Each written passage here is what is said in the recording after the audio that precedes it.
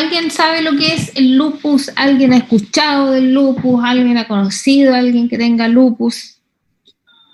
Yo sí. ¿Es una enfermedad autoinmune? Ya, muy bien. ¿Qué más? No, dime. Sí, Que podría afectar como articulaciones, la piel. Ya. Eso. Quedan signos clínicos a nivel de la piel, de las articulaciones, ¿ya? ¿Y a qué puede llevar si este mono está así? Existen dos tipos, profe. ¿Ya? Sistémico y cutáneo. ¿Ya? ¿Puede afectar los riñones? Uh-huh.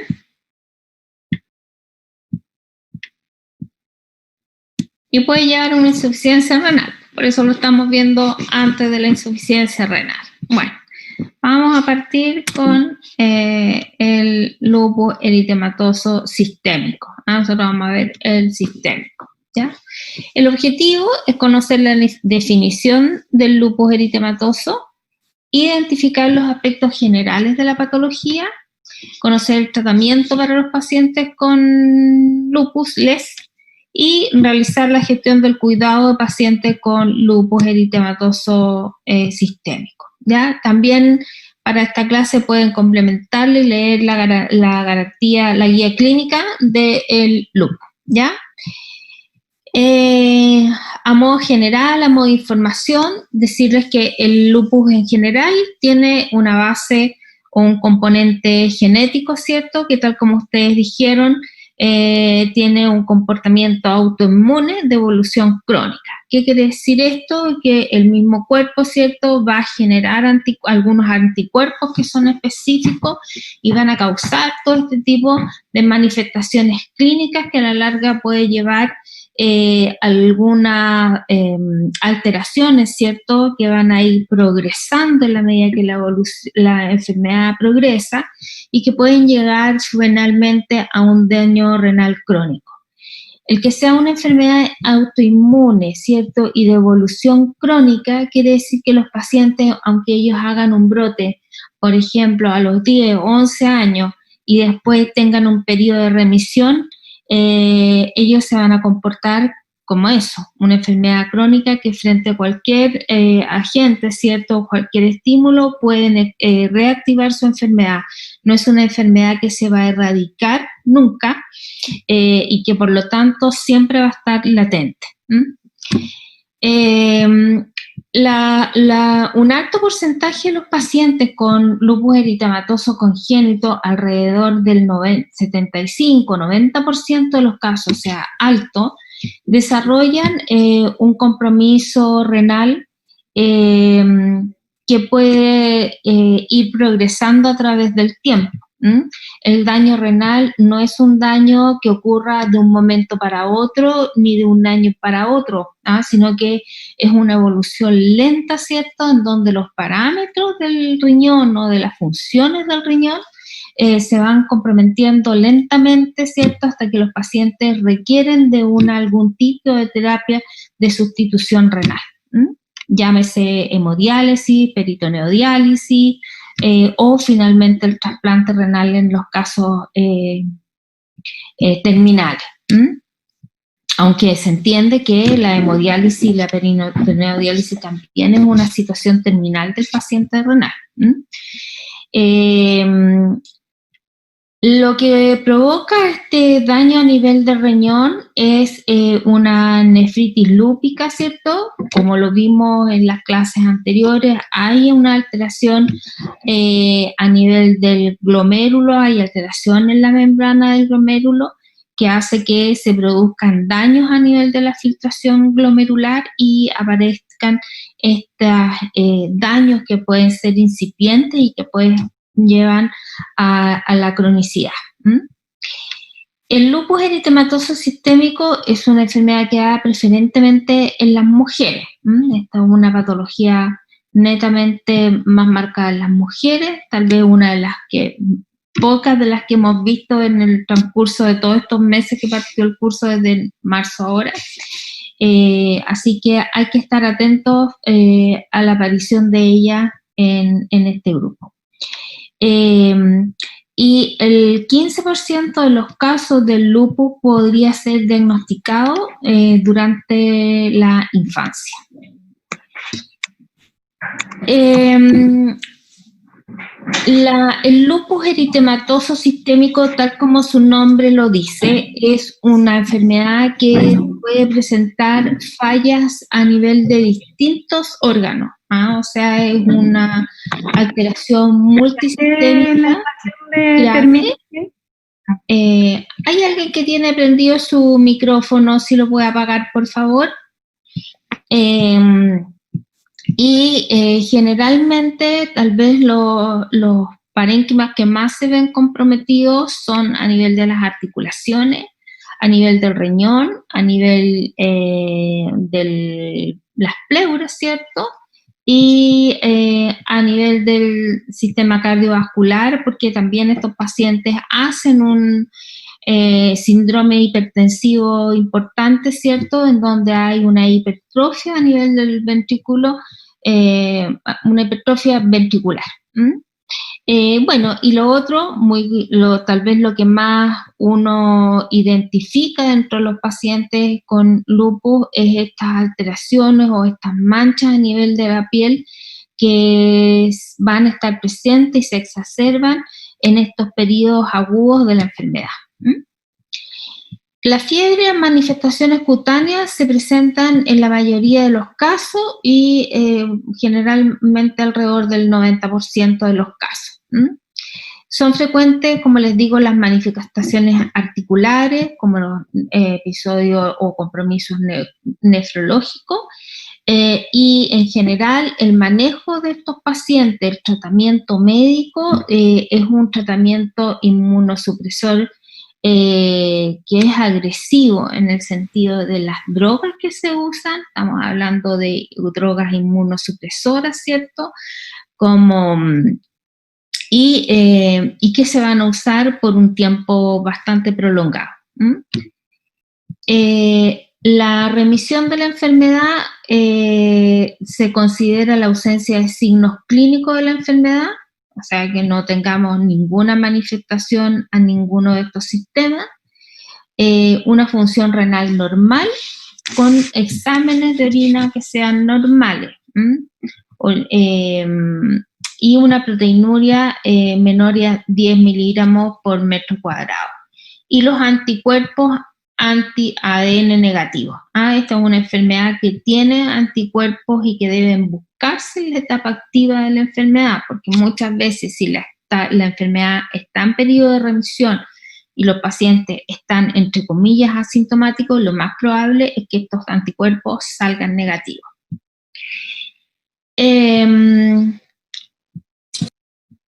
Un cuadrito como que resume algunas de las cosas que ya hemos visto: enfermedad autoinmune, inflamatoria y crónica. Su diagnóstico precoz puede disminuir las complicaciones y puede llegar incluso a salvar la vida. O sea, si antiguamente esta era una enfermedad poco conocida y el diagnóstico se hacía bastante tardíamente, cuando a lo mejor había un compromiso importante a nivel del riñón y a nivel del corazón, y eso es lo que causaba muchas veces los casos graves, ¿cierto? Y muerte en algunos casos. El compromiso clínico va desde estar levemente decaído hasta una falla renal y compromiso del sistema nervioso central. También es una enfermedad que se ve en los adultos y también dentro de los adultos a nivel de las mujeres. La edad promedio de inicio de esta enfermedad es alrededor de los 10 o de los 12 años. En los niños generalmente se inicia con compromiso del estado general, eritema malar, este eritema que aparece aquí, ¿cierto?, a nivel de las mejillas, del hueso malar. Artralgias o artritis, que son los dolores en las articulaciones, compromiso renal severo, fotosensibilidad, o sea, pacientes que empiezan a tomar mucho sol, tienen una reacción importante, y lesiones cutáneas. Su incidencia va entre 1 a 24 por 100.000 habitantes, y dentro de los factores de riesgo está el grupo étnico, marcadores genéticos, hereditarios o ambientales, ¿ah? O sea, generalmente dentro de lo que uno investiga en un paciente que se sospecha la presencia de un lupus eritematoso sistémico, es si dentro de la familia ha habido alguien que tenga lupus. La mortalidad está relacionada a infecciones. ¿Y por qué creen ustedes que estos pacientes pueden morirse por infecciones? Los medicamentos, como están inmunodeprimidos. Exacto, como están inmunodeprimidos en las etapas agudas y críticas de la enfermedad, como hay un compromiso renal importante, son pacientes que van a requerir hospitalizaciones que no son cortas, y que dentro de ese periodo generalmente se aumentan este tipo de fármacos que va a deprimir mucho más el sistema inmunológico y los hace mucho más susceptibles a adquirir infecciones. Estos pacientes son controlados por el reumatólogo, por esta enfermedad inmunológica, y que deben ser obviamente controlados en paralelo con todos aquellos otros médicos especialistas, ¿cierto?, que determine el compromiso de la enfermedad, ya sea por un cardiólogo, nefrólogo, para poder manejar las complicaciones que este cuadro lleva. Los pacientes que tienen lupus, generalmente, en la gran mayoría de ellos, hay alteraciones hematológicas, o sea, más que en la mayoría, en todo. Hay anemia con una hemoglobina que generalmente es menor a 10,5 gramos por ciento, y en los niños menores de 6 años se puede encontrar hemoglobina menores a 11, ¿ya? Hay leucopenia en el 39% de los casos y trombocitopenia en el 16,6% de los casos, o sea, cerca de un 17% también presenta trombocitopenia, condiciones que lo hacen mucho más propenso también a adquirir infecciones y a tener algún tipo de enfermedad de tipo hemorrágica, ¿cierto? Si uno considera estos parámetros. Las manifestaciones nefrourológicas ya dijimos que eran frecuentes, cerca del 90%, fiebre y una repercusión a nivel del malestar general en el 80%, manifestaciones cutáneas y la artritis en el 67%. Y el eritema, o esta aparición de lesiones a nivel de la cara, en el 67%. Hay otras manifestaciones que son menos frecuentes, pero que también se dan, y que son las vasculitis, que si se acompaña con estas alteraciones podemos tener un compromiso más importante de los pacientes, erupciones inespecíficas, manifestaciones respiratorias que generalmente están asociadas a algún tipo de derrame pleural. Hay una inflamación a nivel de las pleuras y aparece este exudado entre el pulmón y la pleura.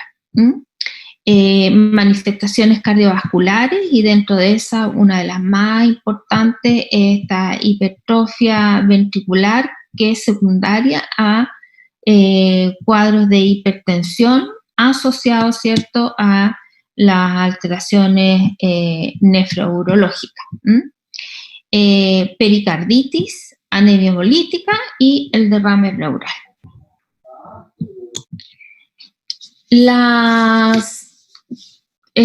Vimos nosotros en la glomerulonefritis, ¿cierto? Hablamos de que los pacientes tenían alteración del complemento Y aquí también existe una alteración con una disminución de la C3 y la C4, tal vez relacionado con la alteración que existe a nivel de la membrana del glomérulo, ¿cierto? Y donde hay toda una alteración en la filtración. Hay que solicitar anticuerpos a estos pacientes para poder descartar otro tipo de enfermedad y que no sea más que una nefropatía infecciosa, ¿cierto? Como es la glomerulonefritis.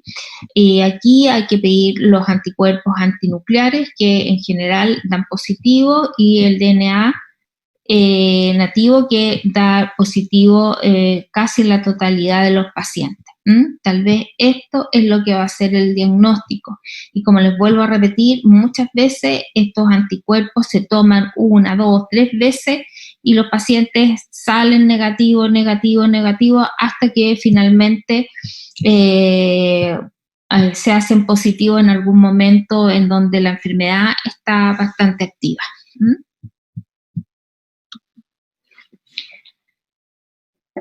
La clasificación del lupus eritematoso sistémico según la manifestación de sus manifestaciones clínicas lo podemos dividir en un lupus leve y un lupus severo, ¿ya?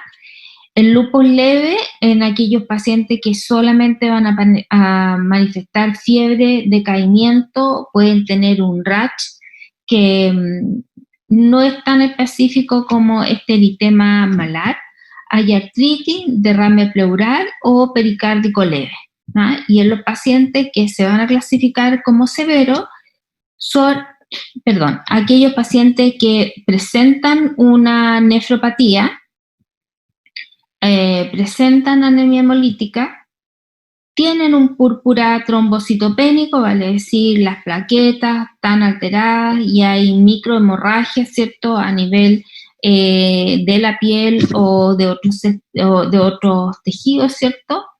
Hay una vasculitis aguda, miocarditis, derrame pleural y encefalopatía.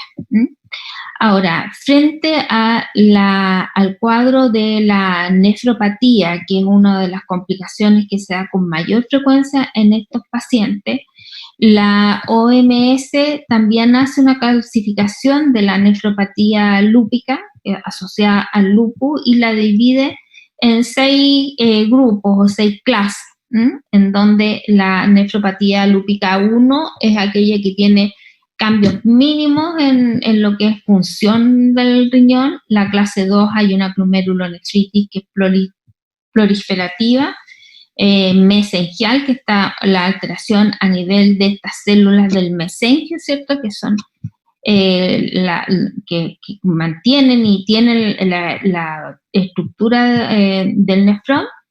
La clase 3 hay una glomerulonefritis focal y segmentaria, en la 4 hay una glomerulonefritis proliferativa difusa, o sea, aquí hay un compromiso mucho más extenso de la lesión. La glomerulonefritis membranosa y la 6 una glomerulonefritis esclerosante. Bueno, en relación al tratamiento, algo dijo su compañera cuando partimos, dijo que aquí se usaban drogas que eran más bien de tipo inmunosupresores, ¿cierto?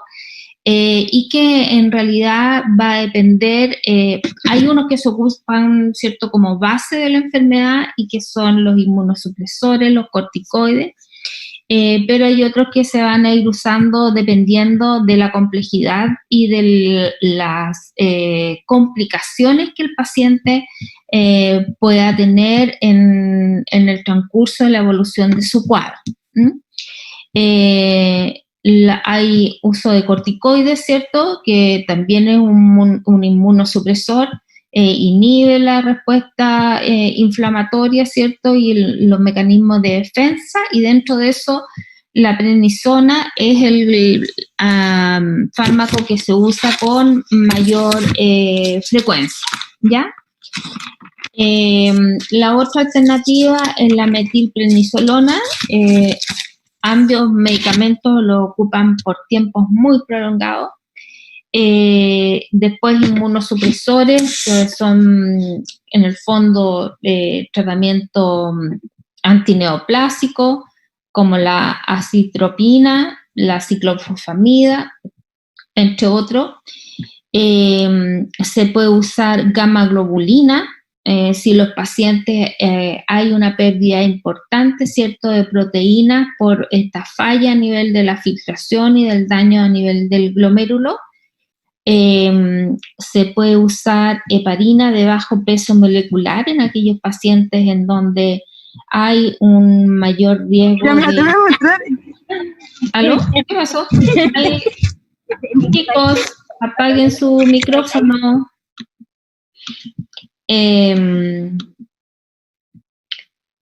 Heparina de bajo peso molecular, ¿cierto?, para evitar la formación de trombos y así evitar otro tipo de complicaciones, ¿cierto?, como procesos tromboembólicos que pueden ir a alojarse al pulmón, al cerebro y que obviamente van a complicar mucho más los cuadros de los pacientes. Y después tenemos las plasmaféresis, que son procedimientos de rescate, ¿cierto?, en donde se intenta bajar el número de anticuerpos para poder disminuir el daño a nivel de los tejidos. ¿Alguno sabe específicamente qué es la plasmaféresis? ¿Alguna vez alguno había escuchado o ha visto hacer una plasmaféresis? No, profe. Bueno, la plasmaféresis implica que el paciente se le saca sangre, ¿cierto?, un volumen determinado, y ese volumen es reemplazado por suero, generalmente, o por albúmina, ¿ah? De tal forma de disminuir, al sacar esta sangre, uno disminuye el número de anticuerpos circulantes. Es muy parecido a lo que es lo vimos en recién nacido, un poco lo que era la exsanguinotransfusión, es una cosa parecida, pero no se hace con sangre, sino que se hace con suero o con gamma globulina. Y también es un procedimiento así importante. El MinSal ha propuesto un flujograma de atención en los pacientes con lupus eritematoso sistémico, ¿cierto?, en donde deben tener un comportamiento, un cambio de vida importante con todo lo que es fotoprotección, ¿ya? Y evitar, ¿cierto?, la exposición a la luz solar, uso de bloqueadores solares, de sombreros, ¿cierto?, con un alón grande, y educar desde etapas precoces de la enfermedad o etapa precoz de la vida, si es que en los niños, para evitar esta exposición y a lo mejor exacerbación de la enfermedad frente a la luz.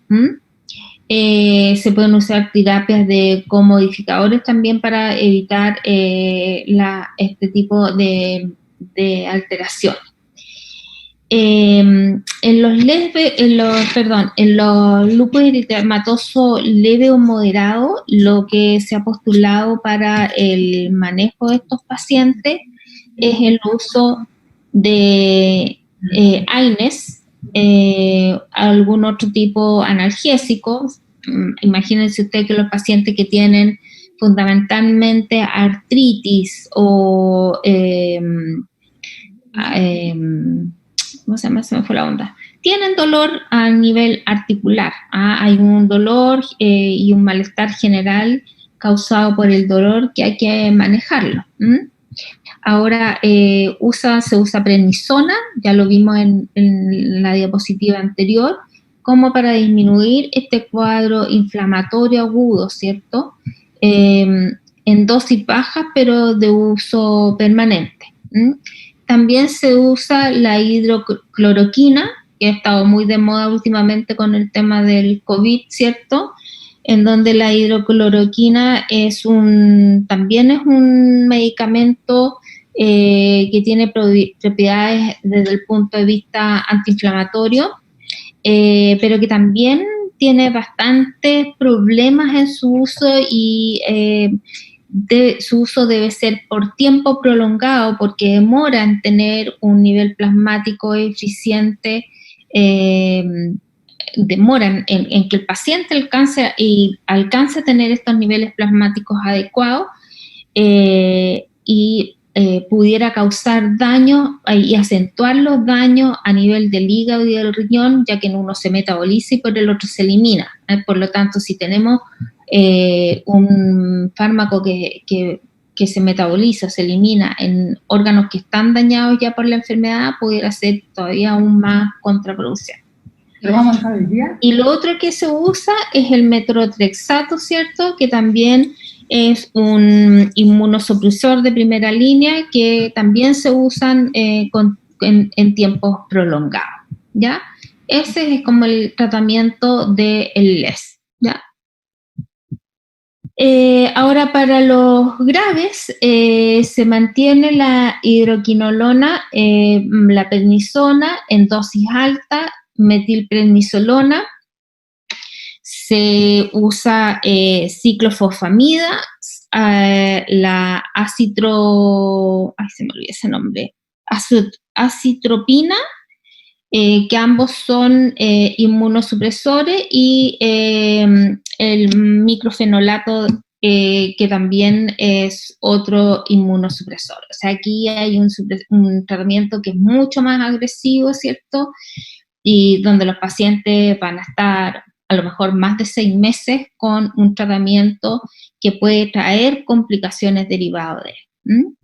Ahora, en la medida que los pacientes empiezan a tener respuestas, se empiezan a reducir las dosis hasta completar los esquemas, y eso, bueno, lo va ajustando obviamente el reumatólogo y de acuerdo a los exámenes de laboratorio que los pacientes tengan que irse realizando periódicamente.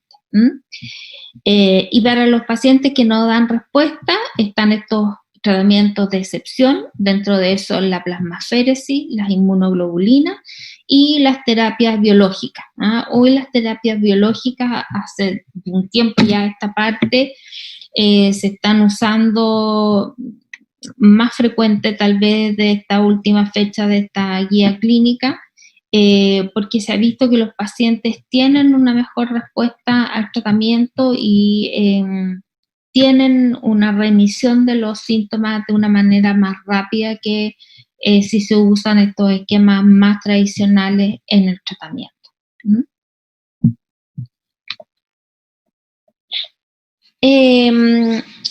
Las complicaciones a las cuales pueden estar expuestos estos pacientes por lupus, como dijimos ya, una de las primeras complicaciones son las infecciones, ¿cierto? Y son infecciones que, dado la condición del paciente, en donde están con su sistema inmunológico bastante... ¿Y por qué necesito yo que el sistema inmunológico esté deprimido?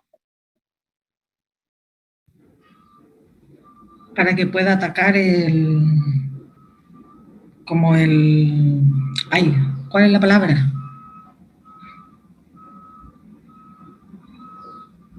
Se me fue, pero es como para atacar como el virus, lo que está generando en este caso. Claudia, pero si yo necesito atacar al virus, que esto no es un virus, ¿cierto? Necesito yo que el sistema inmunológico se active. Claro, pero como son las mismas células que atacan nuestro propio cuerpo, ¿Ya? no tiene que tener el sistema inmuno deprimido. Claro, yo tengo que tenerlo con una baja respuesta, cosa que en el fondo es como que las células, ¿cierto? El sistema de vigilancia, linfocitos T, los neutrófilos, todo eso, no identifican a mi propio cuerpo como algo que es agresor para mi organismo y no genere esta cantidad de anticuerpos que a la larga es lo que causa la enfermedad. ¿Ya? Por eso yo necesito mantener estos pacientes así, con un sistema inmunológico lo más deprimido posible. Entonces, frente a eso, el sistema inmunológico no tiene esa capacidad de responder, ¿cierto? Y los pacientes se van a infectar y van a hacer esta sepsis y se va a diseminar la infección sin tener la posibilidad de localizarlo de una manera particular, ¿ya? ¿Qué es el síndrome de Cushing? Que lo tienen que haber estudiado en adultos.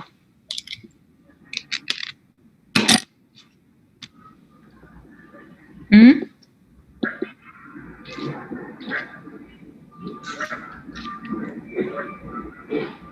¿Lo vieron?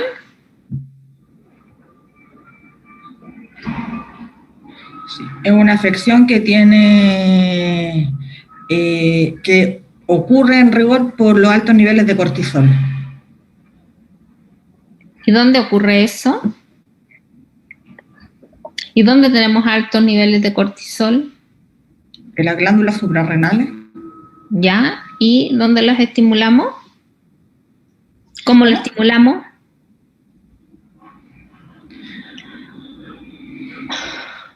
Por la alta carga que tenemos de los glucocorticoides. ¿Ah?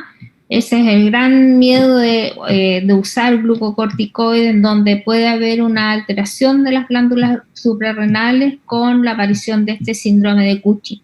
¿Ah? El síndrome de Cushing tienen estas personas que dan la impresión de que fueran extremadamente como gorditas, ¿cierto? Hay una elevación excesiva de peso, se les describe en la parte posterior como una joroba tipo búfalo, se les pone más oscura la piel, es factible ver toda esta aparición de estrías, ¿cierto? Por esta distensión importante por la retención básicamente de líquido. Y finalmente, la otra complicación es la falla renal, ¿cierto? Que los puede llevar a una insuficiencia renal crónica con la necesidad de tener una terapia de sustitución renal que va desde lo que es la peritoneodiálisis hasta el trasplante renal. Que a veces uno ve como el trasplante renal como una muy mala opción, pero al final es mejor que estar en la hemodiálisis o la peritoneodiálisis, porque obviamente mejora la calidad de vida de los pacientes. Bien, en base a todo lo que hemos visto y hemos conversado, ¿cuáles creen ustedes que podrían ser los cuidados de enfermería de un paciente que tiene un lupus eritematoso sistémico?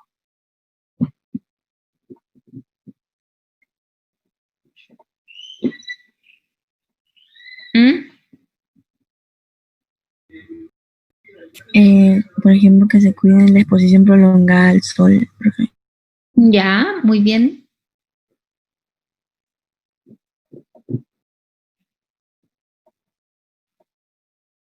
¿Qué otra cosa más?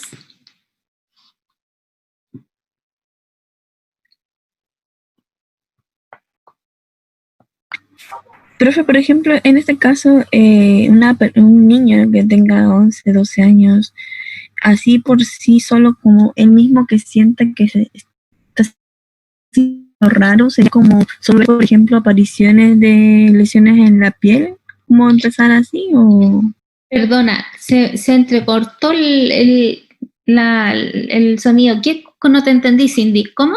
¿En un niñito?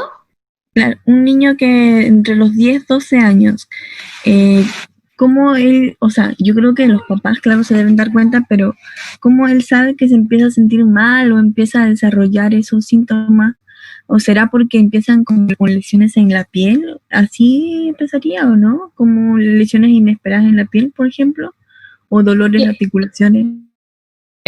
Como bien insidioso su inicio y a veces cuesta hacer el diagnóstico, porque no hay manifestaciones muy claras. Pero generalmente empiezan con compromiso del estado general, que puede ser leve, febrículas, que pueden aparecer intermitentemente. Son niños que van quedando un poquitito atrás en lo que es crecimiento y desarrollo, empiezan a crecer menos, suben menos de peso, y empiezan después a aparecer estas manifestaciones a nivel de las articulaciones, dolor, y en otros casos ya aparecen todas estas manchitas o granitos, eritema a nivel de la piel. Ahora, como es un cuadro que es bastante insidioso y es como así, como lento, se empiezan a investigar los niños y se empieza a buscar en el fondo qué es lo que puede tener, salvo que exista algún antecedente en la familia de haber tenido una mamá, un papá o otro hermano con un lupus y se busca. O si hay otras enfermedades autoinmunes. Generalmente si hay enfermedades inmunológicas en la familia, se tratan de buscar cuando estos niños empiezan a tener esta sintomatología, así como bien inespecífica y que no da muchas manifestaciones en un principio. Ok. Profe, por ejemplo, yo una vez tuve una compañera que ella tenía lupus y a ella le dijeron, por ejemplo, que tenía que evitar como momentos de mucho estrés, porque eso hacía que el lupus se exacerbara. Se ha dicho mucho de eso también, o sea, se supone que todas las enfermedades inmunológicas o el sistema inmunológico también responde de una manera bien particular frente a situaciones estresantes. Y en el fondo es porque no se sabe en forma cierta qué es lo que causa en definitiva el lupus, porque si uno lo supiera, actuaría directamente sobre la causa. Pero la verdad es que no, el estrés está metido dentro de muchas patologías como el reflujo, las artritis, todas las enfermedades de tipo inmunológica, pero así cierta no hay. Se supone que cuando uno está muy estresado, los sistemas inmunológicos se alteran. ¿Alguna Ok, profe, gracias. ¿Alguna otra pregunta? ¿No? Bueno, estábamos hablando un poquitito de los cuidados de enfermería. ¿Qué cuidados de enfermería se les ocurre a ustedes que pudieran tener con un niño que está hospitalizado? Estos son niños que para el manejo inicial, el manejo de su insuficiencia renal, la hipertensión, a lo mejor compromiso, el dolor, van a requerir de una hospitalización. ¿Qué cuidado vamos a tener en estos pacientes?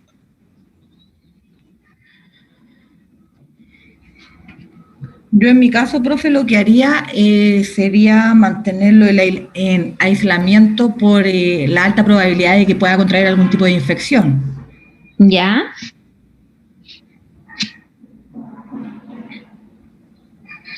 ¿Qué más?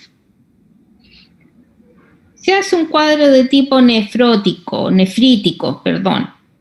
¿qué harían?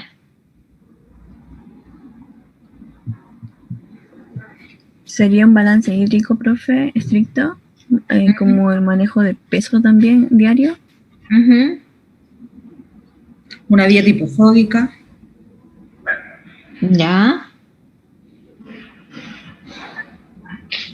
Los pacientes con lupus en etapas iniciales del tratamiento se ponen así, cara como síndrome de Cushing. Aumentan una cantidad de peso enorme, fácilmente 10, 15 kilos, con una importante retención hídrica de por medio. Así que, y si más encima es un cuadro en donde hay una alteración del riñón, hay alteración de la filtración y hay alteración de la hipertensión, sí o sí tenemos que tener algún control, de los volúmenes, si es que nosotros tenemos al paciente hospitalizado.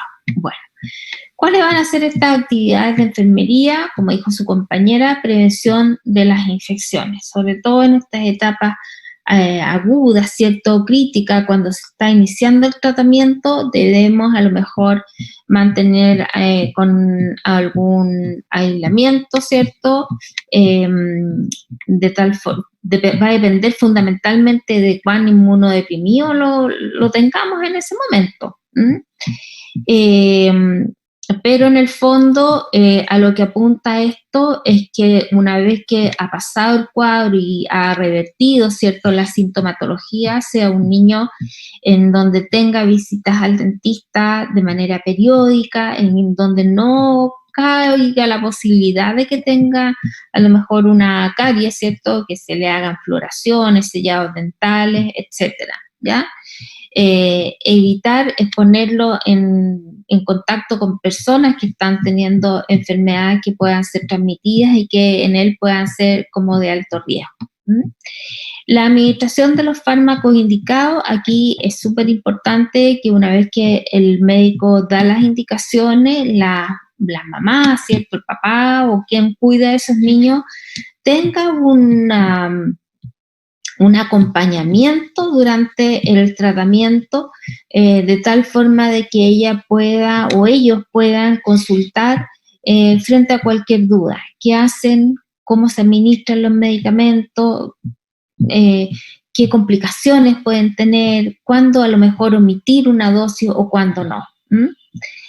Si los pacientes están, bueno, va de la mano con lo de arriba, si están hospitalizados, evitar las infecciones asociadas a la atención, control y valoración de los signos vitales, ¿ya? Dijimos que es un paciente que va a tener alteraciones de la presión arterial, y que a lo mejor en alguna instancia o en algún momento también podemos tener complicaciones de tipo respiratorio, si es que el paciente entró relativamente sin compromiso en ese sistema, ¿cierto? Considerando que pueden tener estos derrames pleurales